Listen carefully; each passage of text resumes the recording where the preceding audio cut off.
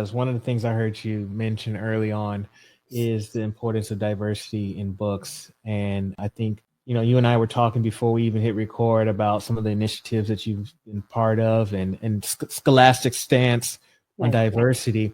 It wasn't too long ago that I came across a study. I think it was Madison, Wisconsin University out. They did a research study, and it was like it showed the amount of characters and representation of the students of color or characters of color. And a lot of the children's books, you were more likely to see an animal than you to come across an actual person of color. So I want to kind of talk about maybe how important it is for us to diversify the book selections that are available to our students, and any tips that you might have around that. Totally. Absolutely important. I mean, the problem is that the publishing industry, like teaching, is majority, white women, or I guess white people. And so they don't know really historically. Now, after George Floyd, there was, after the murder of George Floyd, there was some energy around diversity in publishing, and they try. But it's not an authentic experience, really, unless you have, people of color editing the books, creating the books, publishing the books. And the distribution systems in publishing are complicated. So that's like a whole other session we can talk about at some point down the road.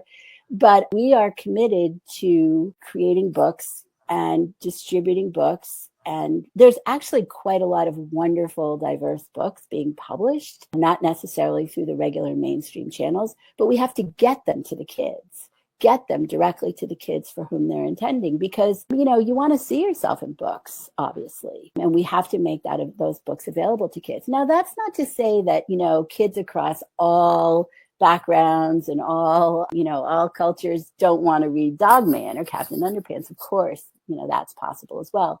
But we also have to have, characters of color, situations that are relevant to all kids. And that's what I am passionate about in our work with the United States of Readers, and what has Scholastic really done, what Scholastic has really done for many decades.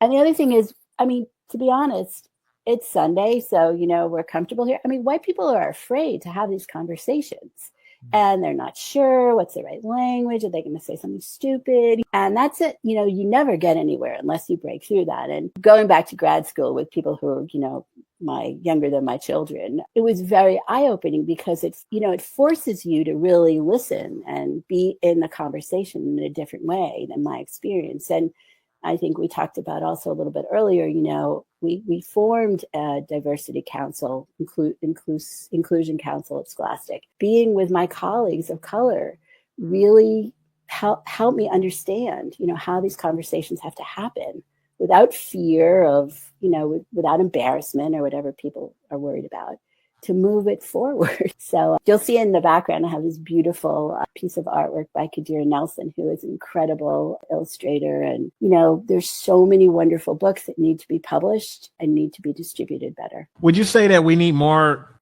illustrators and authors of color as well? Is that something that you're seeing? Yes, of course. Yes. I think they're there. I think authors and illustrators are out there. It's just getting into the mainstream publishing mechanisms for distribution. Of course, now there's self-publishing, and, you can get it out a little bit more.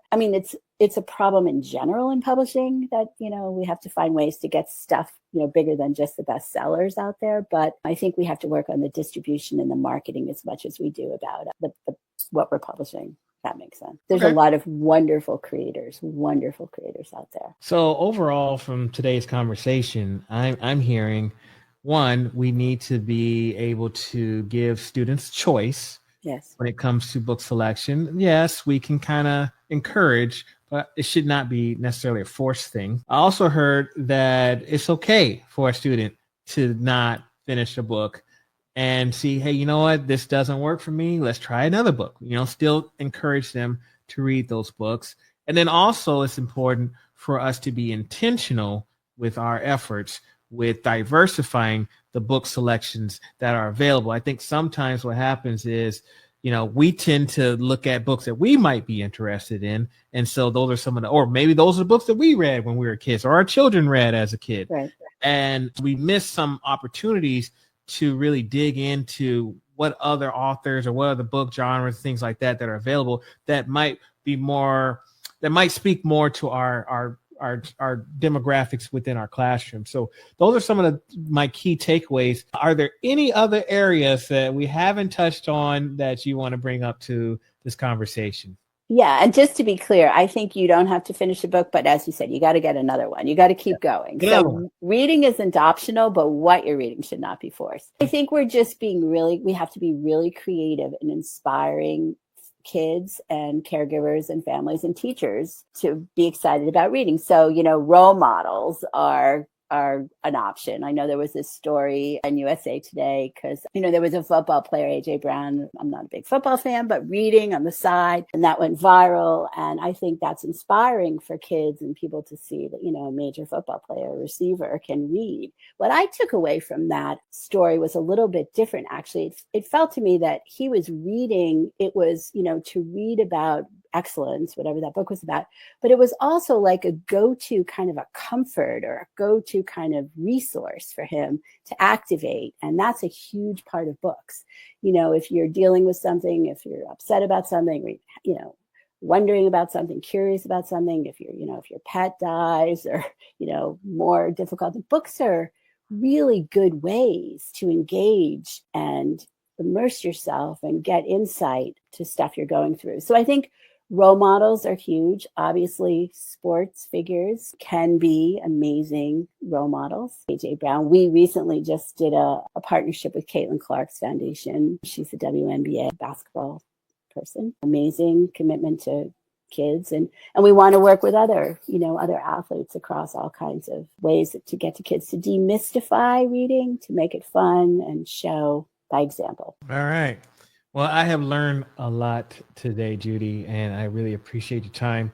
I'd love for you to take us home with any final words of advice you want to provide to our listeners. Yeah, I just think let's all work together to demystify books. And it doesn't have to be a rarefied thing, off in the library or off, it's not the purview of experts, literacy experts necessarily. It should be just as popular and accessible and relatable and really customizable as all the other media that kids are consuming. As we said, movies or TVs or games or songs, music.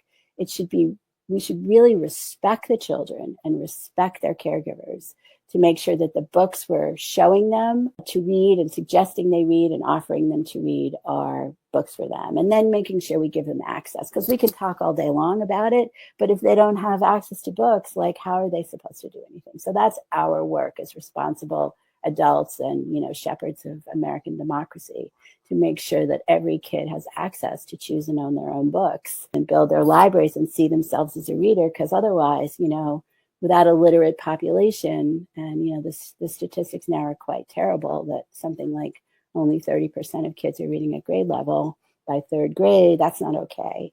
So let's find a bold, new, big bet approach to this. We'll end it there. If we have some folks that want to connect with you, what's the best way to reach you online?